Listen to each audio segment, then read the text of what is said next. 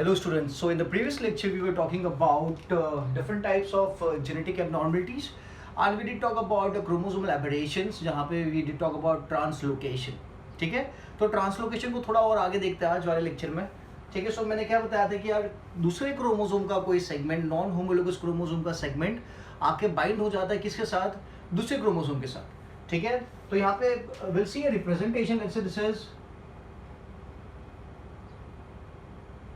one chromosome, ठीक है, and there is some other chromosome, या कोई दूसरा क्रोमोसोम है.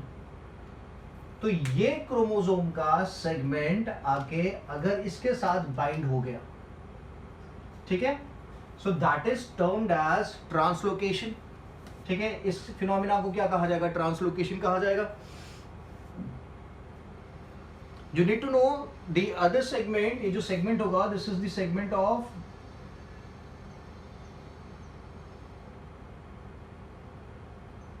Non homologous chromosome. ये नॉन होमोलोगस क्रोमोसोम का सेगमेंट होना चाहिए. ठीक है, so this case is known as translocation. अभी यहां पे इसका सेगमेंट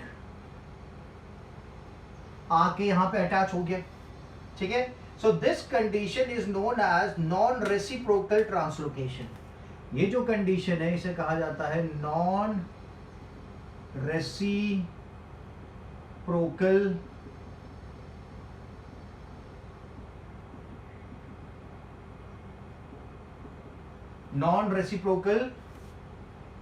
ट्रांसलोकेशन. ठीक है, समझ में आया. तो क्या हुआ यहां पे, इसका पार्ट आके नॉन होमोलोगस क्रोमोसोम है, ये इसका पार्टनर वाला क्रोमोसोम नहीं है. अच्छा, एक काम करता हूं, मैं इसका पार्टनर भी यहां दिखा देता हूं. सो ये रहा इसका होमोलोगस क्रोमोसोम. ठीक है, जो दूसरा सेगमेंट आया है वो होमोलोगस से नहीं आया है, कोई दूसरा क्रोमोसोम जो है वहां से उसका सेगमेंट आके यहाँ पे अटैच हो गया. ठीक है, so this condition is known as non reciprocal translocation. अगर ये सेगमेंट जब यहां पे गया और ये सेगमेंट अगर यहां पे आया होता, ठीक है, so this is other condition. दिखाते अपन.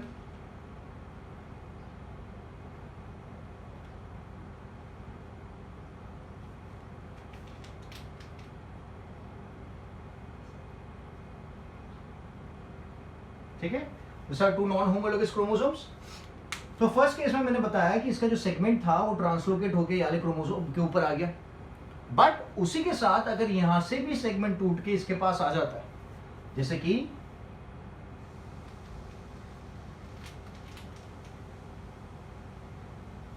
ये पार्ट आ गया ग्रीन क्रोमोसोम का, और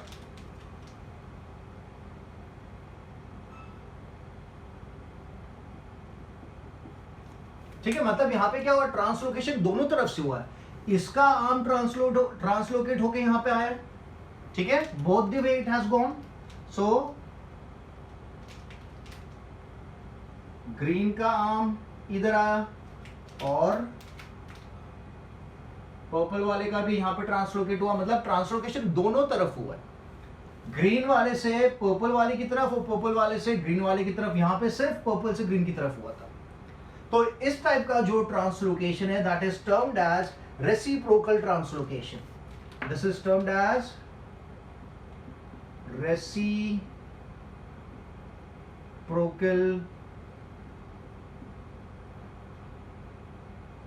ट्रांसलोकेशन. समझ में आ गया. तो अगर डिफाइन करना हो तो किस तरीके से डिफाइन कर सकते हो. रेसिप्रोकल ट्रांसलोकेशन में क्या होगा, arm movement of chromosome segment, movement of chromosome segment takes place between two non homologous chromosome. ठीक है, मूवमेंट ऑफ दो क्रोमोसोम के बीच में हो रहा है ना, movement of chromosome segment takes place between two non homologous chromosome, ठीक है। और यहां पे क्या लिखेंगे, movement of chromosome segment takes place between, और chromosome takes place from one chromosome only, movement of chromosome segment takes place from one chromosome only, ठीक है। यहाँ पे दो क्रोमोसोम के बीच में हो रहा है, यहाँ पे वन क्रोमोसोम के बीच में हो रहा है, ठीक है। सो दोनों ही एग्जांपल किसके, ट्रांसलोकेशन के, non reciprocal and reciprocal translocation, ठीक है। अभी आपने एक चैप्टर था सेल डिवीजन, सेल डिवीजन में आपने पढ़ा था कि यार there is crossing over taking place. आपको सेम फिनोमेना दिख रहा है ना कि यहाँ पे ये ग्रीन हो गया और यहाँ पे पर्पल हो गया, आप यही चीज क्रॉसिंग ओवर में पढ़ देते हैं कि there was exchange of genetic material. यहाँ पे भी एक्सचेंज हुआ ना, जेनेटिक मटेरियल, एक का जेनेटिक मटेरियल दूसरे पे चला गया, दूसरे का जेनेटिक मटेरियल यहाँ पे आ गया, ठीक है। तो ये जो एक्सचेंज हुआ है जेनेटिक मटेरियल के बीच में, this is taking place between two non homologous chromosome. अगर होमोलोगस क्रोमोसोम्स के बीच में हुआ होता तो आप बोलते क्रॉसिंग ओवर, बट यहाँ पे it is taking place between two non homologous chromosomes, ठीक है। तो यहाँ पे मैं रब करता हूँ, लिखता हूँ, when crossing over takes place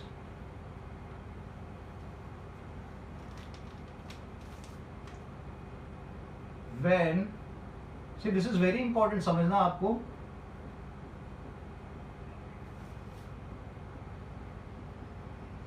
takes place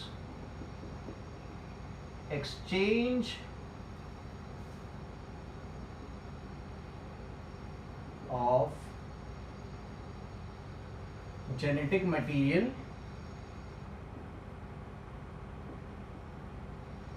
takes place between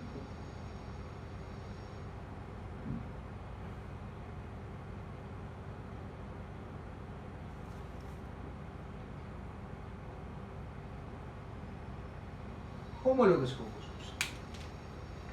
When crossing over takes place, exchange of genetic material takes place between homologous chromosomes, ठीक है। बट यहां पे आपने ट्रांसलोकेशन में क्या देखा, there is exchange of genetic material taking place, exchange of genetic material is taking place between non-homologous chromosomes, between non-homologous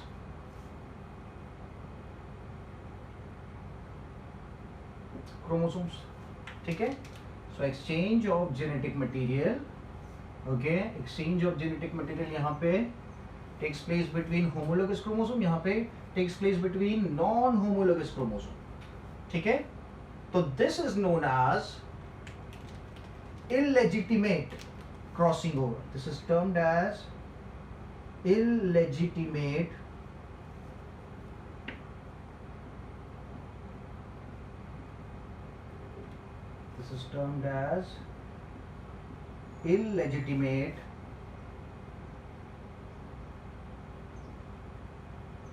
crossing over. Illegitimate crossing over कहा जाता है इस चीज को, ठीक है। जब क्रॉसिंग ओवर किसके बीच में होती है, नॉन होमोलोगस क्रोमोसोम्स के बीच में, दैट वाज ट्रांसलोकेशन, ठीक है, simple and easy. So if it takes place between the homologous chromosomes will term it as crossing over, and if it takes place between the non homologous chromosome, genetic material का exchange, तो will term it as illegitimate crossing over, ठीक है। Done. So will take some examples of translocation defects जो translocation की वजह से cause होती है। So the defects are, we have chronic myelogenous leukemia. We have chronic myelogenous leukemia.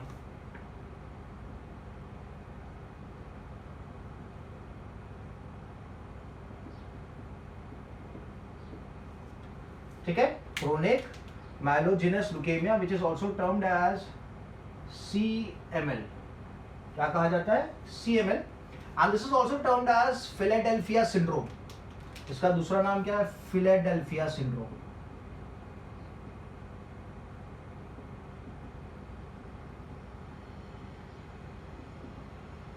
दो नाम, chronic myelogenous leukemia and Philadelphia syndrome भी इसे कहा जाता है।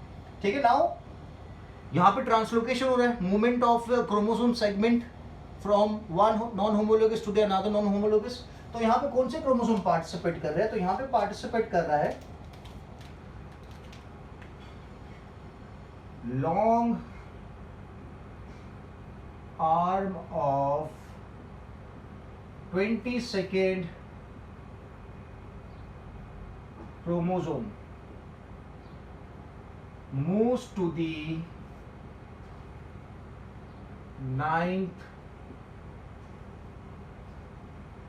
क्रोमोसोम। ठीक है, तो जो लॉन्ग आर्म है, बताया ना PNQ आर्म्स होते हैं, तो जो लॉन्ग आर्म है किसका, सेकेंड क्रोमोसोम का, it moves to the 9th chromosome. ठीक है, so a segment from the long arm of the 22nd chromosome moves to the 9th chromosome। ठीक है, तो अगर ये कंडीशन होती है तो will term it as CML, that is chronic myelogenous leukemia, या फिर फिलाडेल्फिया सिंड्रोम बोलेंगे। दूसरी कंडीशन है दैट इज बर्किट्स लिम्फोमा।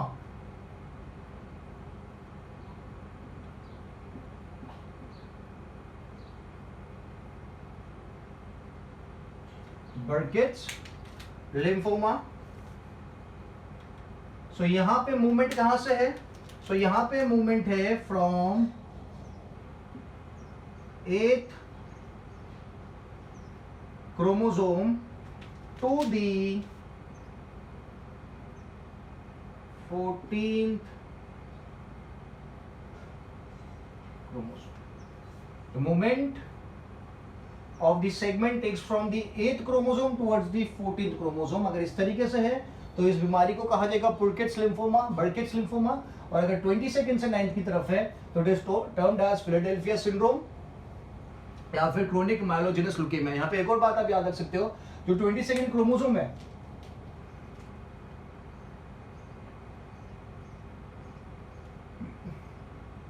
जहां से मूवमेंट हो रहा है, that chromosome is also known as Philadelphia chromosome. It is also known as Philadelphia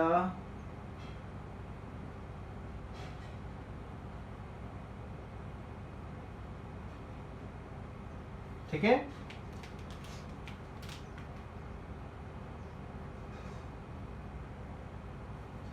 Philadelphia chromosome. Done. Then we have familial Down syndrome. One more we can put it as the familial Down syndrome.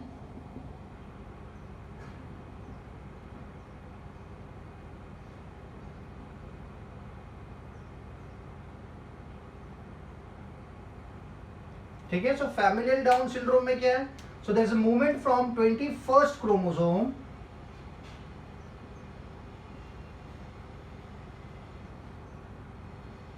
towards the 14th chromosome। यहां पे भी 14 था,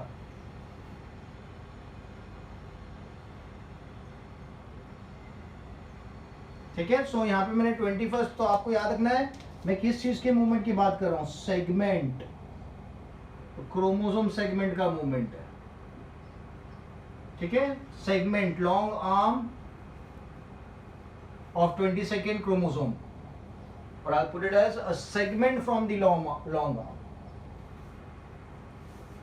अगर आपको confusion हो रहा हो तो, a segment from long arm, ठीक है, of 22nd chromosome।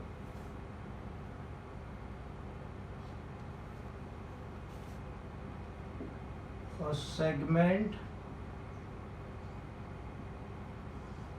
from long arm of 22nd chromosome. ठीक है, so these are some of the defects which are associated with translocation, chronic myelogenous leukemia, CML या फिर Philadelphia syndrome.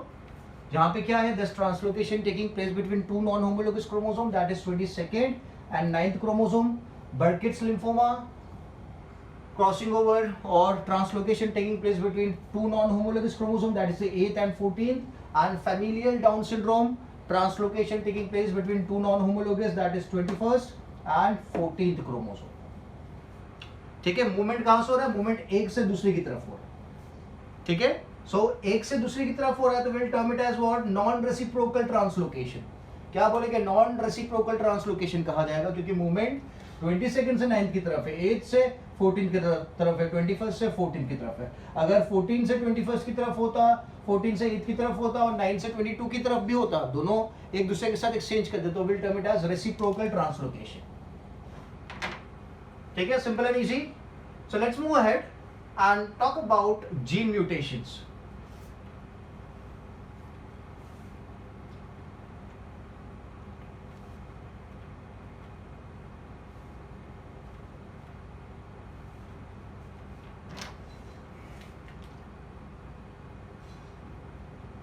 जीन आपको बताइए. So gene mutations में we have various types of it. So I'll start with the first type, that is substitution. Gene mutation में एक pattern जो देखने को मिलेगी, that is substitution. Now what happens in substitution? So यहाँ पे क्या होता है, one base is replaced by another nitrogen base. Nitrogen base पता है ना, AGTC. So यहाँ पे लिखेंगे one nitrogen base is replaced by one nitrogen base is replaced by another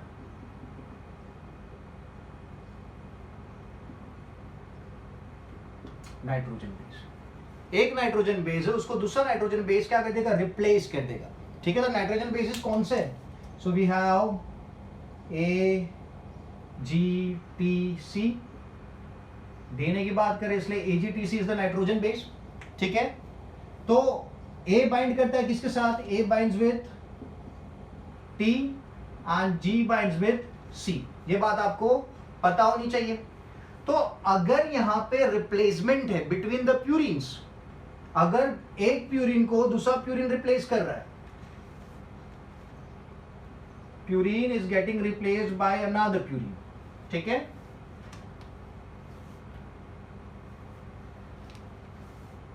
purines पता है, purines and pyrimidines. This is a purine, this is a purine. So purine, if it is getting replaced by another purine, purines getting replaced by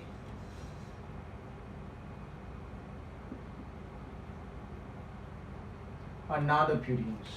ठीक है, so purines getting replaced by another purines. जैसे कि A है, DNA में A होता है, तो अगर डीएनए में A की जगह पर अगर G आ जाता है, क्या आ जाता है, A की जगह पे अगर G आ जाता है, ठीक है, या फिर pyrimidines are getting replaced by pyrimidines.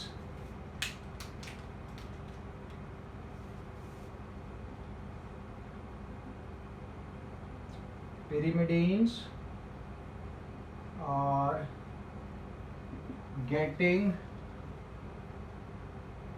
replaced by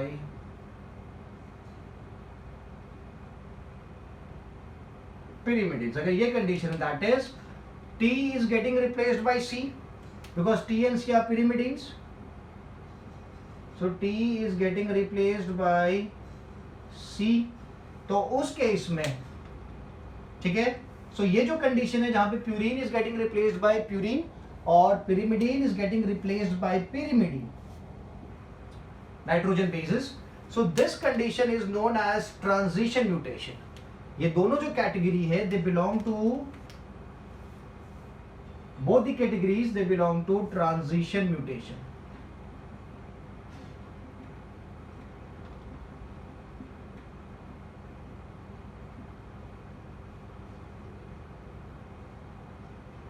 They belong to transition mutation when purines are getting replaced by purines due to some genetic abnormality and pyrimidines are getting replaced by pyrimidines. The condition is known as transition mutation. ठीक है? Now moving ahead, if purines are getting replaced by pyrimidines, ठीक है, अगर purines pyrimidine से replace हो रहे हैं, replaced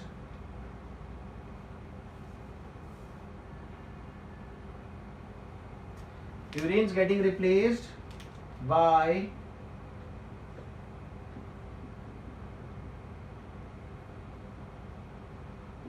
pyrimidines, उल्टा भी ले सकते हैं, pyrimidines getting replaced by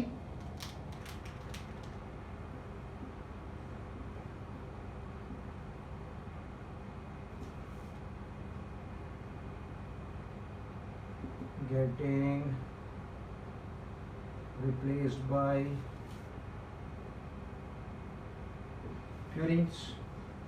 ठीक है? सो दोनों केस में अगर ये कंडीशन क्रिएट हो रही है कि प्यूरिन्स को pyrimidine से रिप्लेस कर रहे हैं या फिर pyrimidines को प्यूरिन से रिप्लेस कर रहे हैं, जैसे कि purine if A is getting replaced by C या फिर C is getting replaced by A, दोनों कंडीशन सेम है, या फिर I can put it as T is getting replaced by G and G is getting replaced by T. ठीक है? If A is getting replaced by C and T is getting replaced by G, तो ये condition क्या हो गई? Purines getting replaced by pyrimidines and pyrimidines getting replaced by purines. ठीक है? तो this condition is known as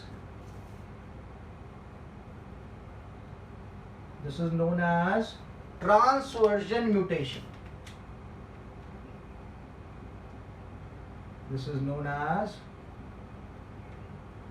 transversion mutation. ठीक है? Simple and easy. क्या प्यूरिन्स को अगर pyrimidine से प्लेस कर रहे हैं, pyrimidines को प्यूरिन से प्लेस कर रहे हैं, तो कंडीशन इज ट्रांसवर्शन म्यूटेशन. अगर प्यूरिन्स को प्यूरिन से प्लेस कर रहे हो, pyrimidines को pyrimidine से प्लेस कर रहे हैं, so the condition is known as transition mutation. ठीक है? Simple and easy.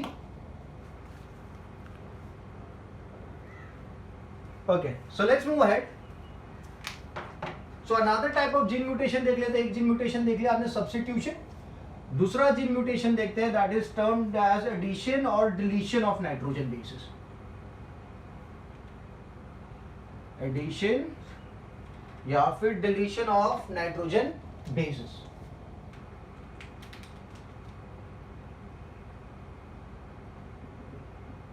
एडिशन या फिर डिलीशन ऑफ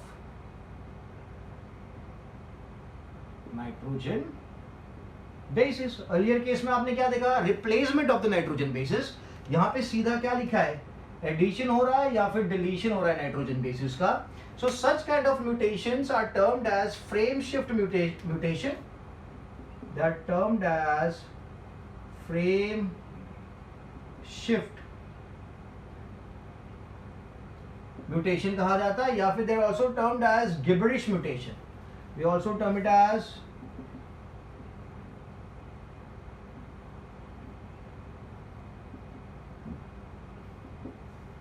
gibberish mutation. ठीक है? और it causes a very famous disorder which is known as thalassemia.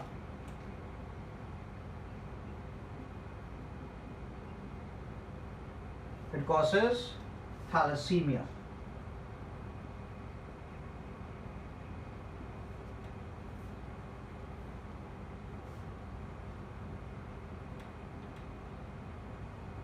ठीक है?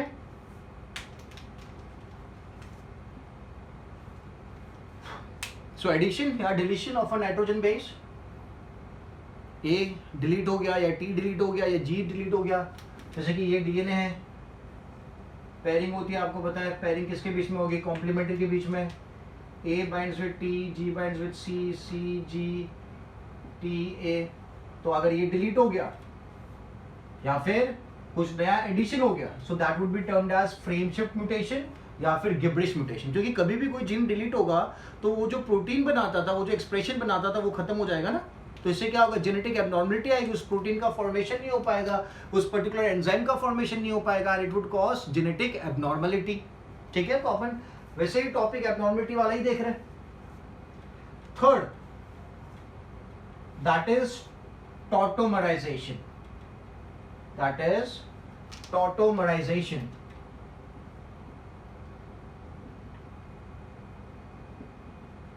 टॉटोमराइजेशन की बात करते हैं तो this is a part of chemistry. आपको पता होगा व्हाट इज अ टॉटोमर। ठीक है, तो टॉटोमराइजेशन की अगर मैं बात करता हूं तो क्या होता है, अगर नॉर्मल फॉर्म में देखें, in normal form A and G, I'm sorry, A and C nitrogen bases contain, A and C क्या है, nitrogen base adenine and cytosine contain amino group।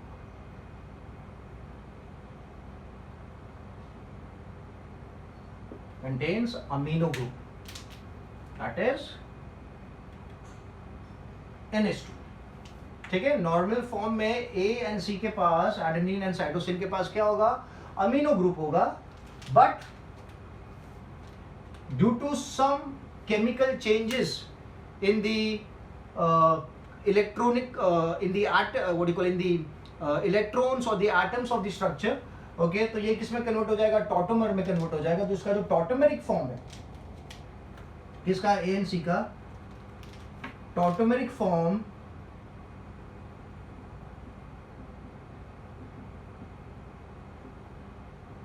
of A and C nitrogen bases contain amine group। कौन सा group है, इसके पास amine group है, that is NH। ठीक है, so normally क्या होता है कि जो A एडेनिन एंड साइटोसिन होते हैं उसके पास जो ग्रुप अवेलेबल है that is the amino group NH2। But जब because of the changes in the structure जो टॉटोमर बनता है, तो tautomeric form of A and C contains what, amine group, it contains amine group. ठीक है, उसी के साथ if I talk about the normal form of G and T,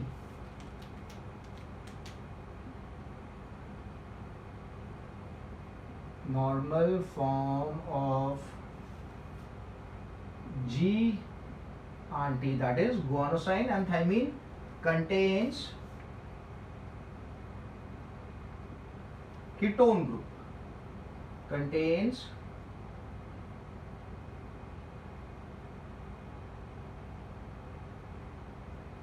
ketone group। ठीक है, while the tautomeric form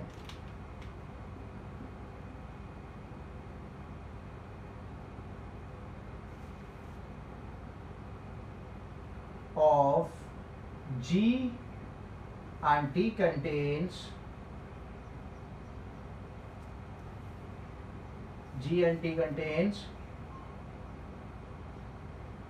enol group, it contains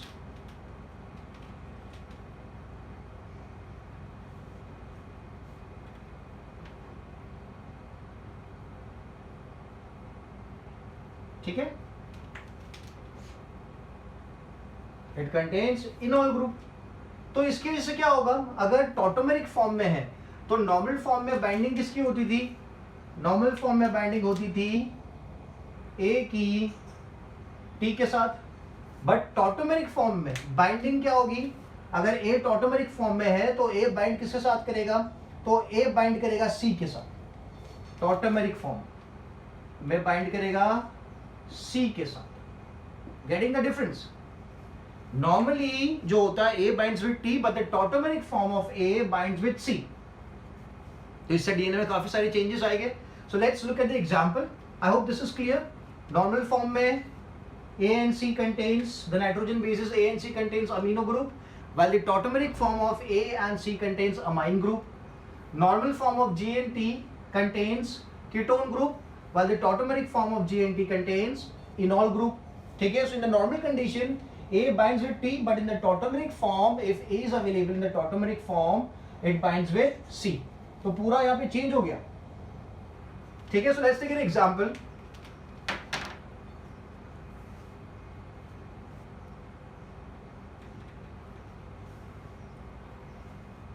Let's say there's a DNA segment.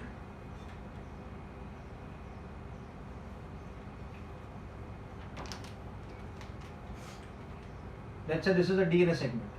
ठीक है, और इस DNA segment के पास there is A and T nitrogen bases base pairing दिखाई है मैंने A and T.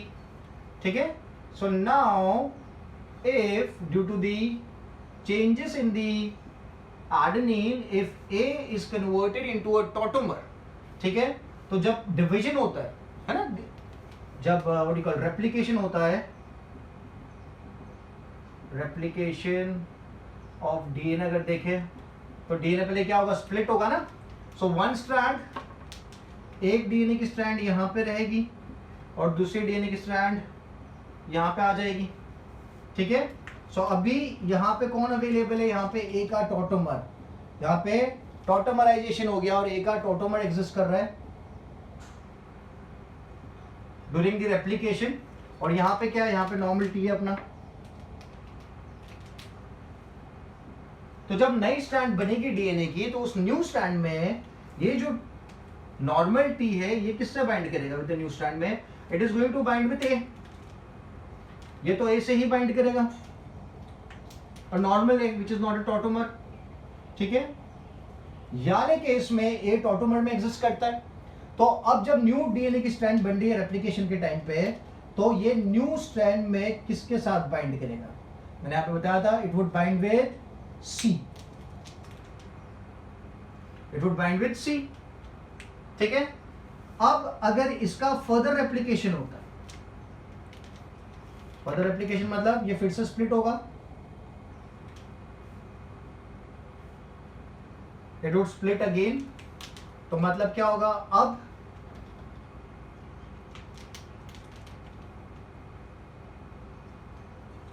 और एक ब्लू स्ट्रैंड है जो न्यू बनी थी.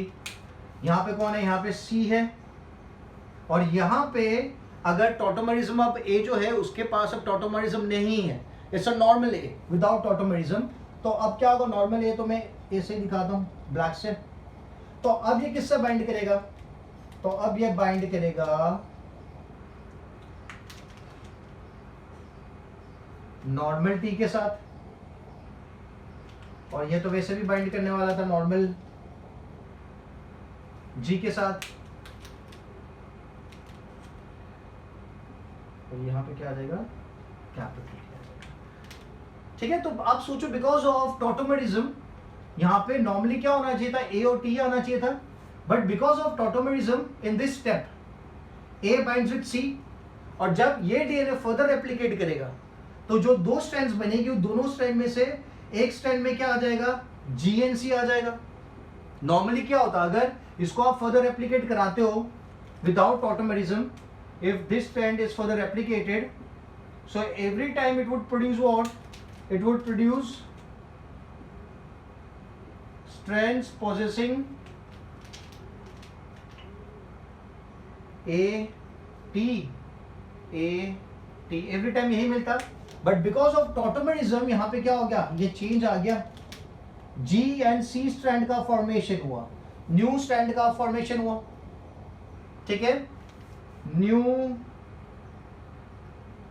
Base pair is form. ठीक है, तो अगर आप यहाँ पे ध्यान दो, यहाँ पे नया बेस पेयर बना है, so this can also be termed as what, this can be termed as transition mutation.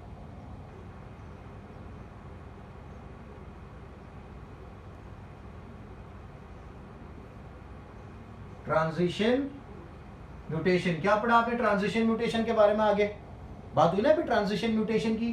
ठीक है, simple and easy. So tautomerism की वजह से जो नया डीएनए स्ट्रैंड बनेगा उसमें नाइट्रोजन बेसिस क्या हो जाएंगे, न्यू नाइट्रोजन बेसिस का फॉर्मेशन होगा। जो नॉर्मल केस में न्यू नाइट्रोजन बेस पेयर्स का फॉर्मेशन नहीं होता, क्योंकि ए और टी होता तो यहाँ पे भी एन टी ही आता, बट बिकॉज ऑफ टॉटोमेरिज्म यहाँ पे आपको क्या मिला, जी एंड सी मिला। ठीक है, simple and easy. Okay, so this was all about the gene mutation. ठीक है, now let's talk about mutation as well, थोड़ा सा म्यूटेशन भी देख लेते हैं। सो जो चीज म्यूटेशन करती है उसे क्या कहा जाता है, those are termed as mutagens. Anything that causes a mutation is termed as mutagen.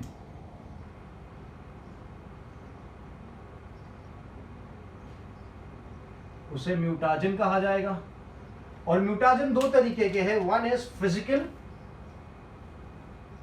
and another is chemical.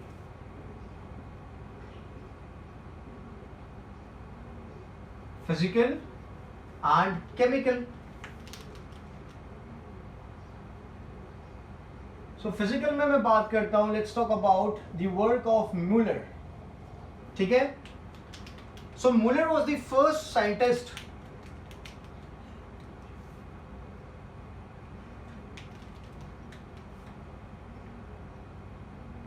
Muller induced X-rays, used X-rays to induce mutation in Drosophila. ठीक है, the first scientist to use x ray radiation okay to cause mutation in Drosophila was Muller.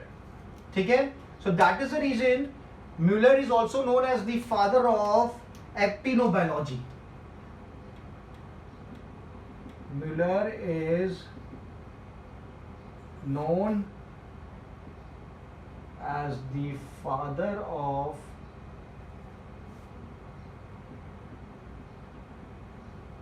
एक्टिनोबायोलॉजी।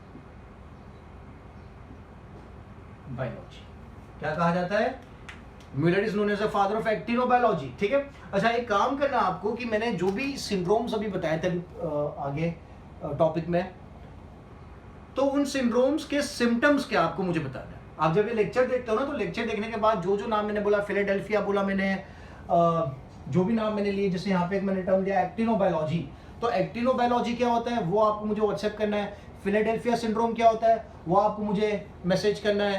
Familial down syndrome क्या होता है वो आपको मुझे थोड़ा सा सिम्टम्स उसके, आप दो तीन सिम्टम्स मुझे व्हाट्सएप कर सकते हो। ठीक है, थोड़ा सा काम आप करना, क्लियर है। सो यहाँ पे हो गई म्यूलर की बात, तो Muller is known as the father of actinobiology.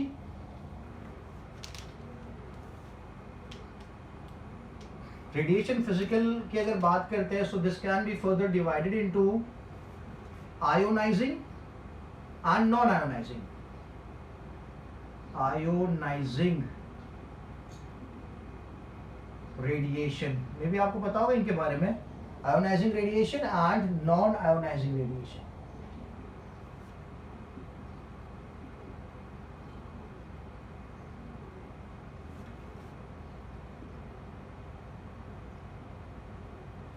ठीक है,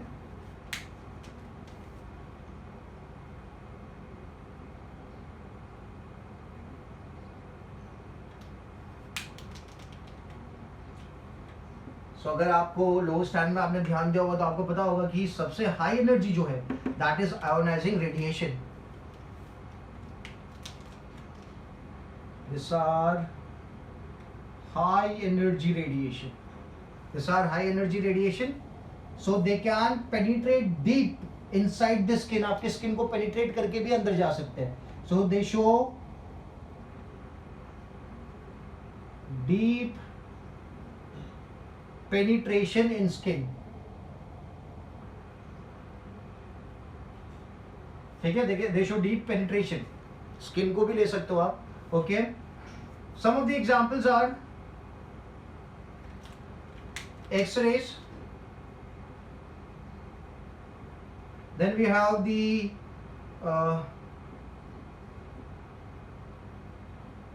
This is for animals, I'm sorry, this is for plants. This is for causing mutation in plants, and this is for causing mutation in animals. And then we have alpha and beta rays. We have alpha and beta rays. ठीक है, so these are all ionizing radiation, high energy they possess. ठीक है, जिसकी वजह से they show deep penetration. ठीक है, they can penetrate the surface, they can penetrate your skin as well. ठीक है, so X-rays are used for animals and gamma rays are used for plants. ठीक है, so now talking about the non-ionizing radiation. तो but obviously आपको पता है this is low energy. This is low energy.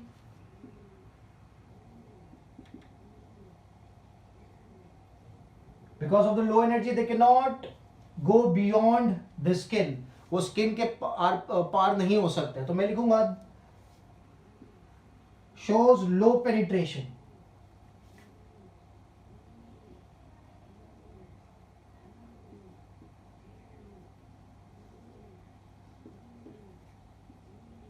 Cannot penetrate skin. They cannot penetrate the skin. ठीक है, जिसका एक एग्जाम्पल अपन ले सकते हैं, that is UV rays. UV rays can be taken as example of non ionising radiation. और मैं एक बात यहां पे बोलूंगा कि UV rays causes thymine dimer formation. It causes thymine dimer formation. UV rays causes thymine dimer formation. Now what is thymine dimer formation? तो आप ये लिख लो, पॉज करके ये चीजें कॉपी कर लो. मैं ये साइड रब कर रहा हूं.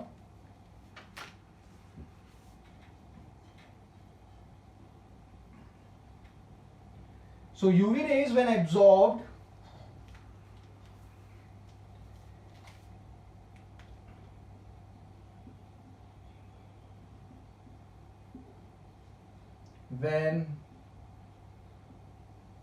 absorbed by purines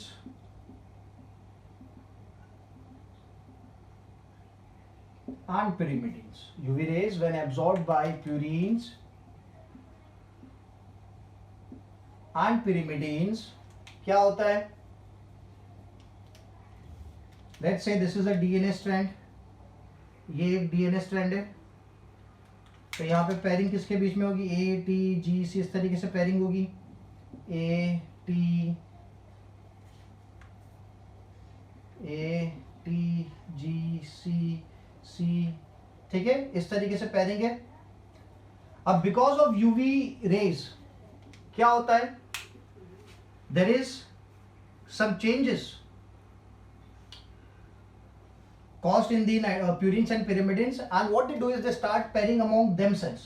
तो ये जो T और T है, ये क्या करेंगे? ये एक दूसरे के साथ पेयरिंग करेंगे. मतलब they both would be paired like this. T और T के बीच में पेयरिंग हो जाएगी. जब DNA क्या करेगा? UV रेज को एब्जॉर्ब करेगा. there is a pairing between thymine and thymine. ठीक है, so this is known as thymine dimer. इसे क्या कहा जाता है? Thymine dimer. ठीक है, so UV rays when absorbed by purines and pyrimidines, they make DNA strand reactive. They make DNA strand reactive. ठीक है, सो आप सोचो कि थायमीन के बीच में पेयरिंग हो जाएगी, डाइमर का फॉर्मेशन होगा. So this could lead to a lot of other abnormalities. Done. So physical part आपने देखा, केमिकल वाला पार्ट बाकी है. सो केमिकल वाला पार्ट नेक्स्ट लेक्चर में डिस्कस करते हैं. सो आई होप जो भी बातें मैंने बोली, this is quite simple and easy, आपको अच्छे से समझ में आई है. अगर नहीं समझ में आए तो आप डाउट्स पूछ सकते हो. वीडियोस देखते देखते आपको नोट्स बनानी हो, नोट्स बनाने के बाद मुझे व्हाट्सएप करना है. ठीक है, मैंने आपको होमवर्क दे रखा है. होमवर्क में क्या दिया है? जितने भी सिंड्रोम्स मैंने आपको इस लेक्चर में बताया, उस सिंड्रोम्स के 3 2 से 3 पॉइंट सिम्टम्स के आपको मुझे व्हाट्सएप करने, ठीक है, क्लियर है? Okay, so I will keep this much for the lecture. Next lecture will move ahead and talk about more details. ठीक है, चलो बाय बाय.